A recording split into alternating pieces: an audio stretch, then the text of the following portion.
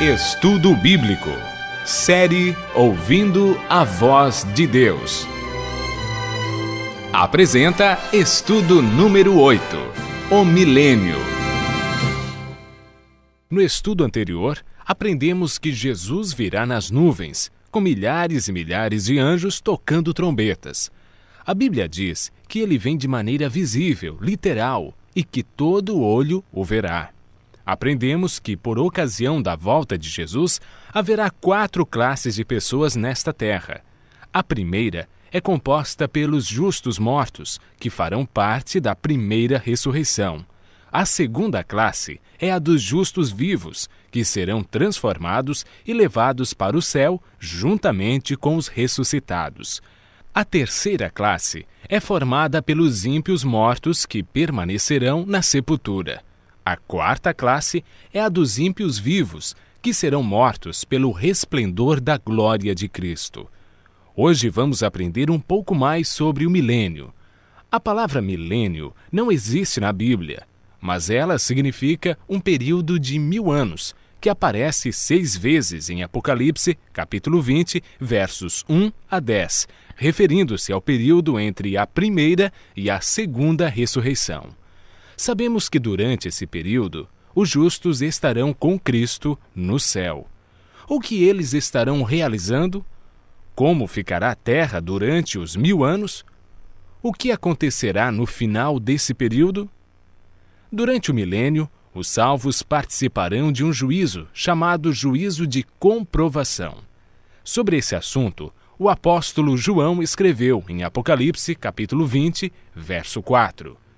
Vi também tronos, e nestes sentaram-se aqueles aos quais foi dado autoridade de julgar. Vi ainda as almas dos decapitados por causa do testemunho de Jesus, bem como por causa da palavra de Deus, tantos quantos não adoraram a besta, nem tampouco a sua imagem, e não receberam a marca na fronte e na mão, e viveram e reinaram com Cristo durante 1000 anos.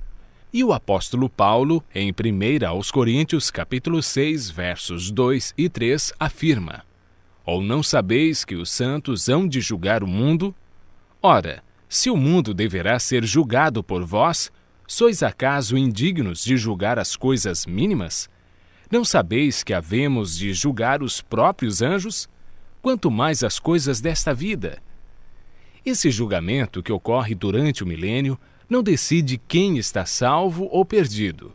Essa decisão é tomada por Deus em resposta à aceitação ou rejeição de sua graça antes da segunda vinda.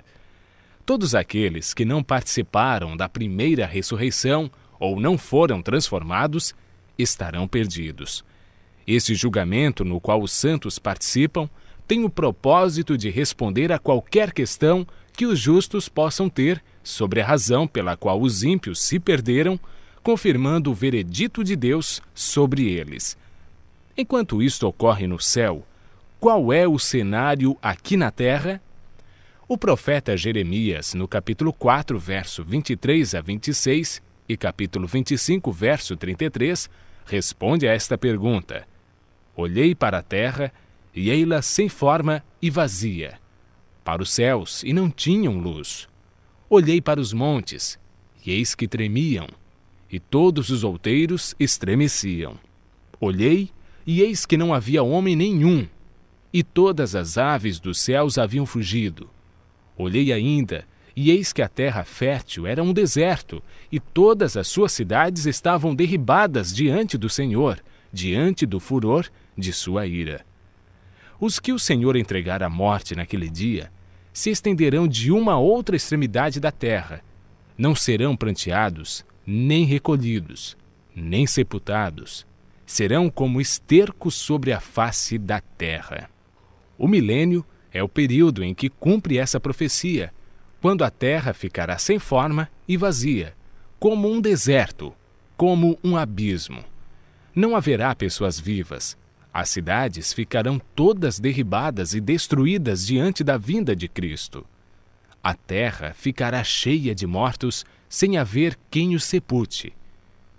Estas circunstâncias são a cadeia que prende Satanás a esta terra, contemplando o resultado de sua obra de morte e destruição, conforme descrito por João em Apocalipse capítulo 20, versos 1 a 3.